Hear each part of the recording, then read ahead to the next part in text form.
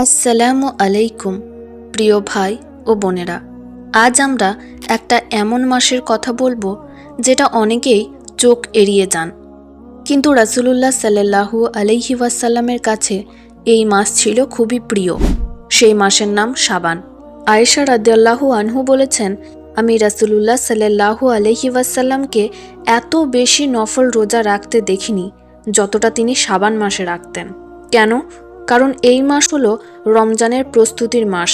এই মাসে আল্লাহ তাআলা আমাদের আমলের লিপি উপরের দিকে তুলে নেন এবং নতুন করে লেখেন। বৃহস্পতিবারগুলোতে আকাশ সাজানো হয়, ফেরেশতারা দোয়া করেন। যারা এই মাসে ভালো কাজ করে তাদের জন্য ক্ষমা ও দোয়া কবুলের দরজা খোলা থাকে।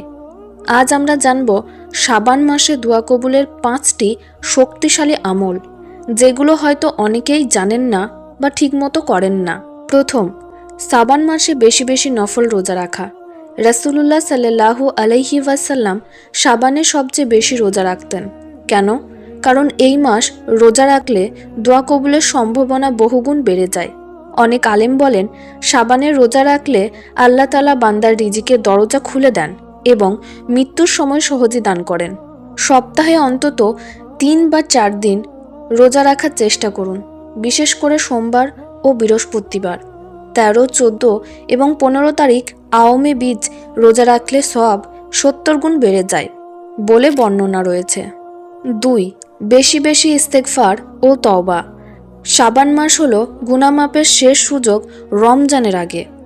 15 শাবানের রাতে লাইলাতুল বরাত আল্লাহ সকল সৃষ্টির আমলনামা উঠিয়ে নেন এবং পরের বছরের জন্য লিখে দেন।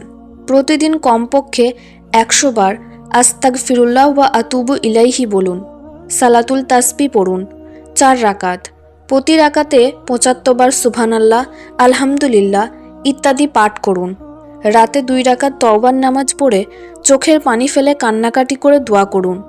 3, নিয়মিত কোরআন তিলাওয়াত ও তার প্রতিফলন।